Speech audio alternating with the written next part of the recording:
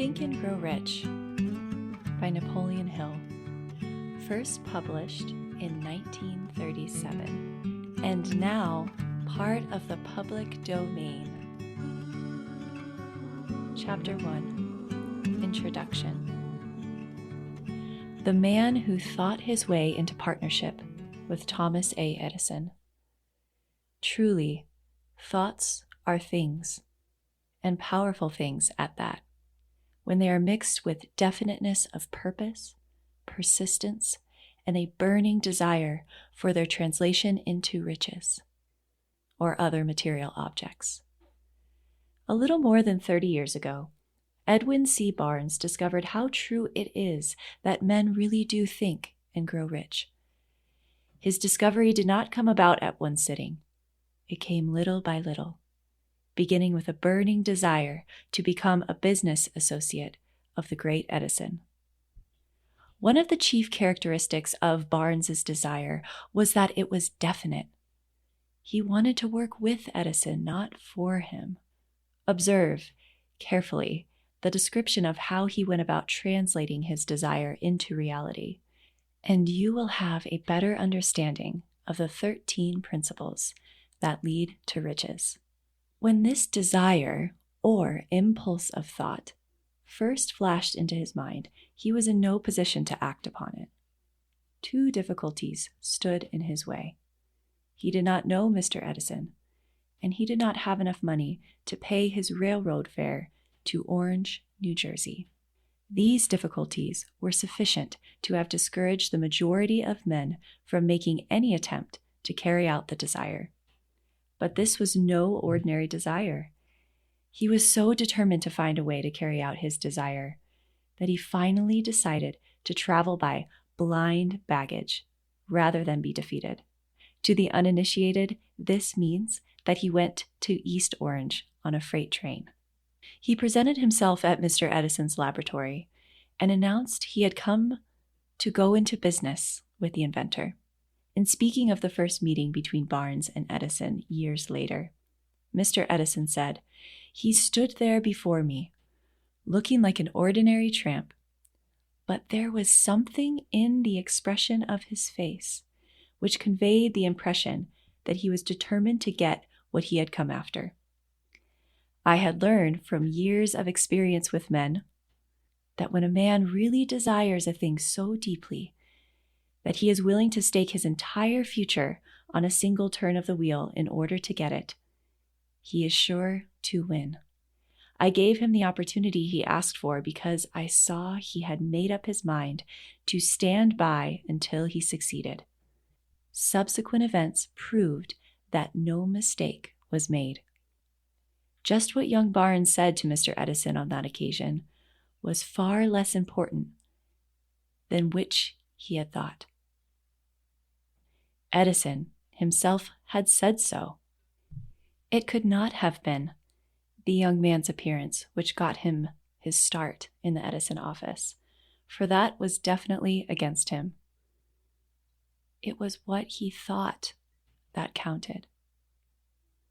If the significance of this statement could be conveyed to every person who reads it, there would be no need for the remainder of this book. Barnes did not get his partnership with Edison on his first interview. He did get a chance to work in the Edison offices at a very nominal wage, doing work that was unimportant to Edison, but most important to Barnes, because it gave him an opportunity to display his merchandise where his intended partner could see it. Months went by. Apparently nothing happened to bring the coveted goal which Barnes had set up in his mind as his definite major purpose. But something important was happening in Barnes's mind.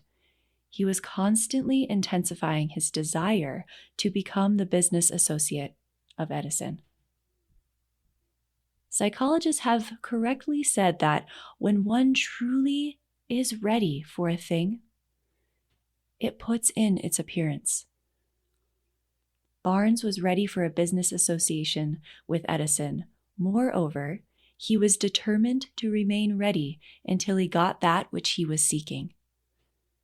He did not say to himself, "Ah, well, what's the use? I guess I'll change my mind and try for a salesman job." But he did say, "I came here to go into business with Edison, and I'll accomplish this if it takes the remainder of my life." He meant it. What a different story men would have to tell if only they would adopt a definite purpose and stand by that purpose until it had time to become an all-consuming obsession.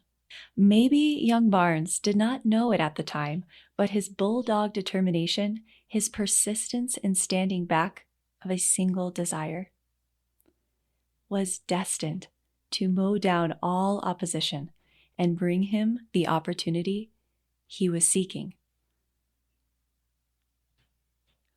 When the opportunity came, it appeared in a different form and from a different direction than Barnes had expected. That is one of the tricks of opportunity. It has a sly habit of slipping in by the back door, and often it comes disguised in the form of misfortune or temporary defeat. Perhaps this is why so many fail to recognize opportunity. Mr. Edison had just perfected a new office device, known at that time as the Edison dictating machine, now the Ediphone. His salesmen were not enthusiastic over the machine. They did not believe it could be sold without great effort. Barnes saw his opportunity. It had crawled in quietly, hidden in a queer-looking machine, which interested no one but Barnes and the inventor. Barnes knew he could sell the Edison dictating machine. He suggested this to Edison and promptly got his chance. He did sell the machine. In fact, he sold it so successfully that Edison gave him a contract to distribute and market it all over the nation. Out of that business association grew the slogan, "Made by Edison and installed by Barnes." The business alliance had been in operation for more than 30 years. Out of it, Barnes had made himself rich in money. But he has done something infinitely greater. He has proved that one really may think and grow rich. How much actual cash that original desire of Barnes had been worth to him, I have no way of knowing. Perhaps it has brought him $2 or $3 million, but the amount, whatever it is, becomes insignificant when compared with the greater asset he acquired in the form of definite knowledge that an intangible impulse of thought can be transmuted into its physical counterpart by the application of known principles. Barnes literally thought himself into a partnership with the great Edison.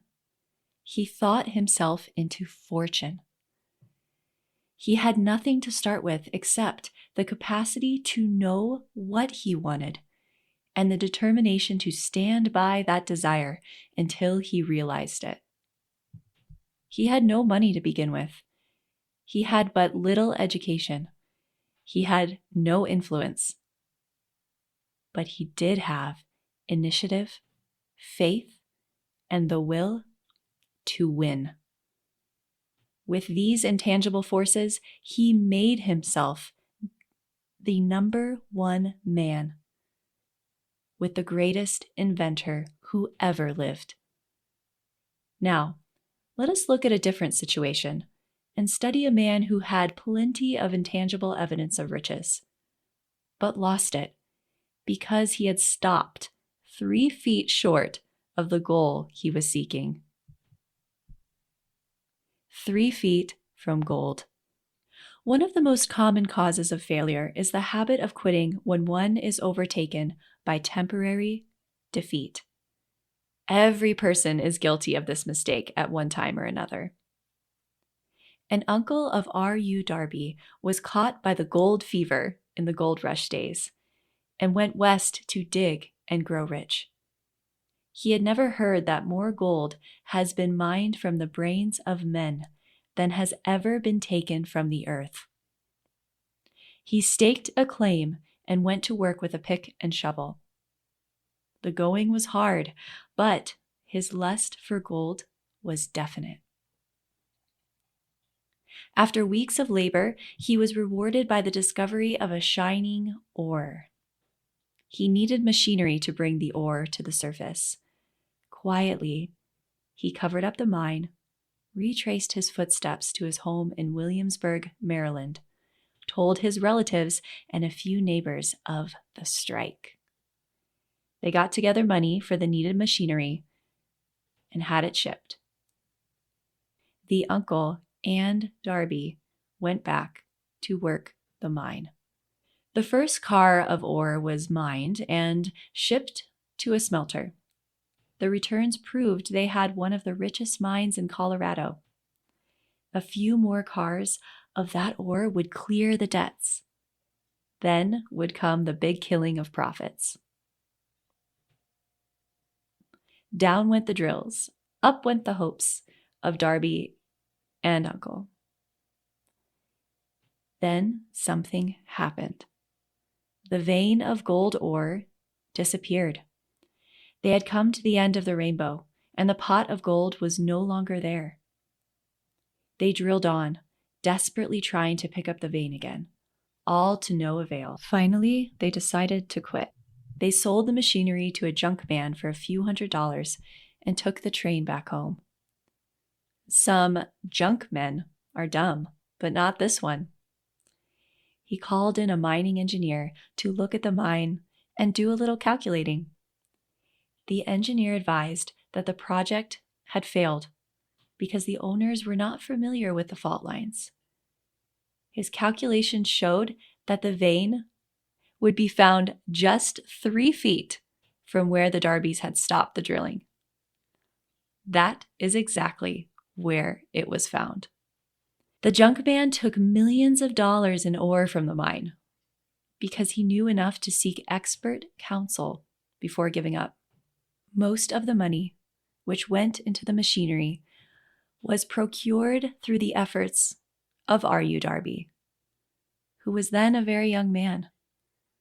The money came from his relatives and neighbors because of their faith in him.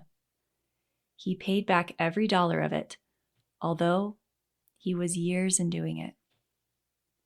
Long afterward, Mr. Darby recouped his loss many times over when he made the discovery that desire can be transmuted into gold.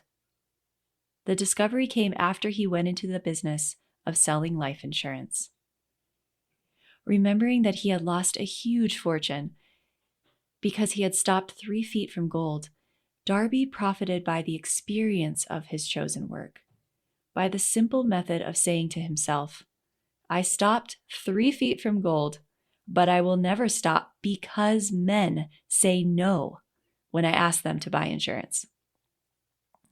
Darby is one of a small group of fewer than 50 men who sell more than $1 million in life insurance annually. He owes his stickability to the lesson he learned from his quitability in the gold mining business. Before success comes in any man's life, he is sure to meet with much temporary defeat and, perhaps, some failure. When defeat overtakes a man, the easiest and most logical thing to do is to quit. That is exactly what the majority of men do. More than 500 of the most successful men this country has ever known told the author their greatest success came just one step beyond the point at which defeat had overtaken them. Failure is a trickster with a keen sense of irony and cunning. It takes great delight in tripping one when success is almost within reach. A 50-cent lesson in persistence. Shortly after Mr. Darby received his degree from the University of Hard Knocks and had decided to profit by his experience in the gold mining business, he had the good fortune to be present on an occasion that proved to him that no does not necessarily mean no. One afternoon, he was helping his uncle grind wheat in an old-fashioned mill. The uncle operated a large farm on which a number of colored sharecrop farmers lived. Quietly, the door was open, and a small child, the daughter of the tenant, walked in and took her place near the door. The uncle looked up, saw the child, and barked at her roughly. "What do you want?" Meekly, the child replied, "My mommy said send her 50 cents. "I'll not do it," the uncle retorted. "Now you run on home." "Yes, sir," the child replied, but she did not move. The uncle went ahead with his work, so busily engaged that he did not pay enough attention to the child to observe that she did not leave. When he looked up and saw her still standing there, he yelled at her, "I told you to go on home. Now go, or I'll take a switch to you." The little girl said, "Yes, sir," but she did not budge an inch. The uncle dropped a sack of grain he was about to pour into the mill hopper, picked up a barrel stave, and started toward the child with an expression on his face that indicated trouble. Darby held his breath. He was certain he was about to witness a murder. He knew his uncle had a fierce temper. He knew that the children were not supposed to defy people in that part of the country. When the uncle reached the spot where the child was standing, he quickly stepped forward one step, looked up into his eyes, and screamed at the top of her shrill voice, "My mommy's got to have that 50 cents. The uncle stopped, looked at her for a minute, then slowly laid the barrel stave on the floor. But his hand in his pocket took out a $50 and gave it to her. The child took the money and slowly backed towards the door, never taking her eyes off the man whom she had just conquered. After she had gone, the uncle sat down on a box and looked out the window into a space for more than 10 minutes. He was pondering, with awe, over the whipping he had just taken. Mr. Darby, too, was doing some thinking. That was the first time in all of his experience that he had seen a child deliberately master an adult. How did she do it? What happened to his uncle that caused him to lose his fierceness and become as docile as a lamb? What strange power did this child use that made her master over her superior? These and other similar questions flashed into Darby's mind, but he did not find the answer until years later when he told me the story. Strangely, the story of this unusual experience was told to the author in the old mill, on the very spot where the uncle took his whipping. Strangely, too, I had devoted nearly a quarter of a century to the study of the power which enabled an ignorant child to conquer an intelligent man. As we stood there in that musty old mill, Mr. Darby repeated the story of the unusual conquest and finished by asking, "What can you make of it? What strange power did that child use that so completely whipped my uncle?" The answer to this question will be found in the principles described in this book. The answer is full and complete. It contains details and instructions sufficient to enable anyone to understand and apply the same force with which the child accidentally stumbled on. Keep your mind alert, and you will observe exactly what strange power came to the rescue of the child. You will catch a glimpse of this power in the next chapter. Somewhere in the book, you will find an idea that will quicken your receptive powers and place at your command, for your own benefit, the same irresistible power. The awareness of this power may come to you in the first chapter, or it may flash into your mind in some subsequent chapter. It may come in the form of a single idea or it may come in the nature of a plan or a purpose. Again, it may cause you to go back into your past experiences of failure or defeat and bring to the surface some lesson by which you can regain all that you lost through defeat. After I had described it to Mr. Darby, the power unwittingly used by the little girl, he quickly retraced his 30 years of experience as a life insurance salesman and frankly acknowledged that his success in that field was due, in no small degree, to the lesson he had learned from the child. Mr. Darby pointed out, every time a prospect tried to bow me out without buying, I saw that child standing there in the old mill, her big eyes glaring in defiance, and said to myself, I've got to make this sale. The better portion of all sales I have made were made after people had said no. He recalled, too, his mistake in having stopped only 3 feet from gold. But, he said, that experience was a blessing in disguise. It taught me to keep on keeping on, no matter how hard the going may be. A lesson I needed to learn before I could see. He recalled, too, his mistake in having stopped only 3 feet from gold. But, he said, that experience was a blessing in disguise. It taught me to keep on keeping on, no matter how hard the going may be. A lesson I needed to learn before I could succeed in anything. The story of Mr. Darby and his uncle, the child and the gold mine, doubtless will be read by hundreds of men who make their living by selling life insurance. And to all of these, the author wishes to offer the suggestion that Darby owes to these 2 experiences: his ability to sell more than $1 million of life insurance every year. Life is strange and often imponderable. Both the successes and the failures have their roots in simple experiences. Mr. Darby's experiences were commonplace and simple enough, yet they held the answer to his destiny in life. Therefore, they were as important to him as life itself. He profited by these 2 dramatic experiences because he analyzed them and found the lesson that they taught. But what of the man who has neither the time nor inclination to study failure in search of knowledge that may lead to success? How is he to learn the art of converting defeat into stepping stones to opportunity? In answer to these questions, this book was written. The answer called for a description of 13 principles. But remember, as you read, the answer you may be seeking to the questions which have caused you to ponder over the strangeness of life may be found in your own mind through some idea, plan, or purpose, which may spring into your mind as you read.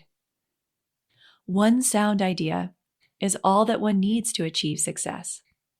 The principles described in this book contain the best and the most practical of all that is known concerning ways and means of creating useful ideas. Before we go any further in our approach to this description of these principles, we believe you are entitled to receive this important suggestion. When riches begin to come, they come so quickly, in such great abundance, that one wonders where they have been hiding during all those lean years. This is an astounding statement, and all the more so when we take into consideration the popular belief that riches come only to those who work hard and long. When you begin to think and grow rich, you will observe that riches begin with a state of mind, with definiteness of purpose, with little or no hard work at all. You and every other person ought to be interested in knowing how to acquire that state of mind, which will attract riches. I spent 25 years in research, analyzing more than 25,000 people, because I, too, wanted to know how wealthy men become that way. Without that research, this book could not have been written. Here, take notice of a very significant truth. The business depression started in 1929 and continued on to an all-time record of destruction until sometime after President Roosevelt entered office. Then the depression began to fade into nothingness. Just as an electrician in a theater raises the light so gradually that darkness is transmuted into light before you realize it, so did the spell of fear in the minds of people gradually fade away and become faith. Observe very closely. As soon as you master the principles of this philosophy and begin to follow the instructions for applying those principles, your financial status will begin to improve, and everything you touch will begin to transmute itself into an asset for your benefit. Impossible? Not at all. One of the main weaknesses of mankind is the average man's familiarity with the word impossible. He knows all the rules which will not work. He knows all the things which cannot be done. This book was written for those who seek the rules which have made others successful and are willing to stake everything on those rules. A great many years ago, I purchased a fine dictionary. The first thing I did was to turn to the word impossible and neatly clip it out of the book. That would not be an unwise thing for you to do. Success comes to those who become success conscious. Failure comes to those who indifferently allow themselves to become failure conscious. The object of this book is to help all who seek it to learn the art of changing their minds from failure consciousness to success consciousness. Another weakness found in altogether too many people is the habit of measuring everything and everyone by their own impression and beliefs. Some who will read this will believe that no one can think and grow rich. They cannot think in terms of riches because their thought habits have been steeped in poverty, want, misery, failure, and defeat. These unfortunate people remind me of a prominent Chinese who came to America to be educated in American ways. He attended the University of Chicago. One day, President Harper met this young Oriental on the campus, stopped to chat with him for a few minutes, and asked what he had impressed as being the most noticeable characteristic of the American people. "Why," the Chinaman exclaimed, "the queer slant of your eyes. Your eyes are off slant." What do we say about the Chinese? He refused to believe that which we do not understand. We foolishly believe that our own limitations are the proper measure of limitations. Sure, the other fellow's eyes are off slant because they are not the same as our own. Millions of people look at the achievements of Henry Ford after he has arrived and envy him because of his good fortune, or luck, or genius, or whatever it is that they credit for Ford's fortune. Perhaps one person in every 100,000 knows the secret of Ford's success. Perhaps one person in every 100,000 knows the secret of Ford's success, and those who do not know are too modest or too reluctant to speak of it because of its simplicity. A single transaction will illustrate the secret perfectly. A few years back, Ford decided to produce his now famous V8 motor.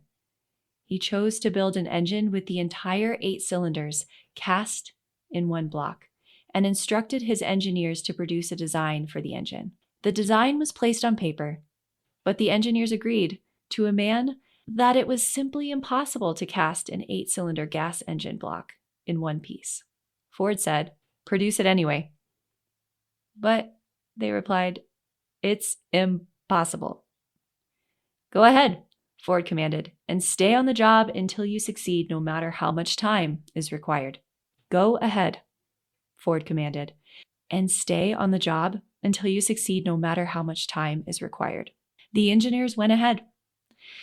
There was nothing else for them to do if they were to remain on the Ford staff. 6 months went by. Nothing happened. Another 6 months passed, and still nothing happened. The engineers tried every conceivable plan to carry out the orders, but the thing seemed out of the question. Impossible. At the end of the year, Ford checked with the engineers, and again they informed him that they had found no way to carry out his orders. "Go right ahead," said Ford. "I want it, and I'll have it." They went ahead, and then, as if by a stroke of magic, the secret was discovered. The Ford determination had won once more. The story may not be described with minute accuracy, but the sum and substance of it is correct. Deduce from it this: you who wish to think and grow rich, the secret of the Ford millions, if you can. You'll not have to look very far. Henry Ford is a success because he understands and applies the principles of success. One of these is desire, knowing what one wants. Remember this Ford story as you read, and pick out the lines in which the secret of his stupendous achievement have been described. If you can do this, if you can lay your finger on the particular group of principles which made Henry Ford rich, you can equal his achievements in almost any calling which you are suited.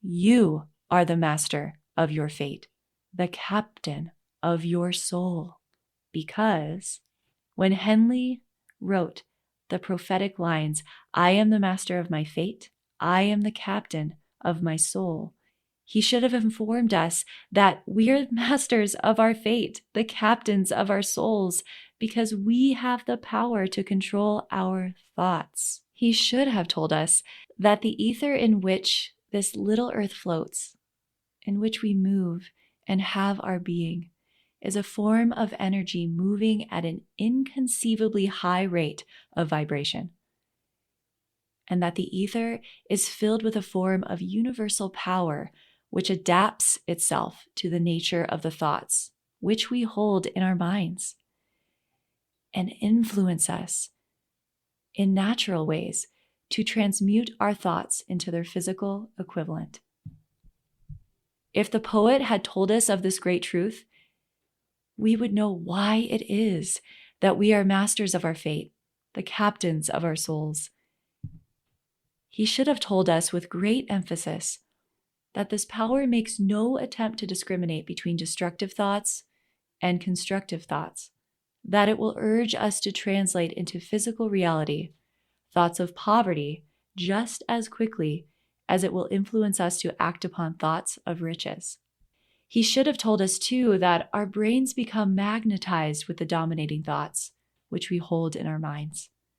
And by means with which no man is familiar, these magnets attract to us the forces, the people, the circumstances of life, which harmonize with the nature of our dominating thoughts. He should have told us that before we can accumulate riches in great abundance, we must magnetize our minds with intense desire for riches, that we must become money conscious until the desire for money drives us to create definite plans for acquiring it. But being a poet and not a philosopher, Henley contented himself by stating a great truth in poetic form, leaving those who followed him to interpret the philosophical meaning of his lines. Little by little, the truth has unfolded itself, until it now appears certain that the principles described in this book hold the secret of mastery over our economic fate. We are now ready to examine the first of these principles. Maintain a spirit of open-mindedness, and remember, as you read, These are the invention of no one man. The principles were gathered from the life experiences of more than 500 men who actually accumulated riches in huge amounts. Men who began in poverty with but little education, without influence. The principles worked for these men, and you can put them to work for your own enduring benefit. You will find it easy, not hard, to do. Before you read the next chapter, I want you to know that it conveys factual information which might easily change your entire financial destiny, as it has so definitely brought changes of stupendous proportions to two people described. I want you to know also that the relationship between these two men and myself is such that I could have taken no liberties with the facts, even if I had wished to do so. One of them has been my closest personal friend for almost 25 years, and the other is my own son. The unusual success of these two men, success which they generously accredit to the principle described in the next chapter, more than justifies this personal reference as a means of emphasizing the far-flung power of this principle.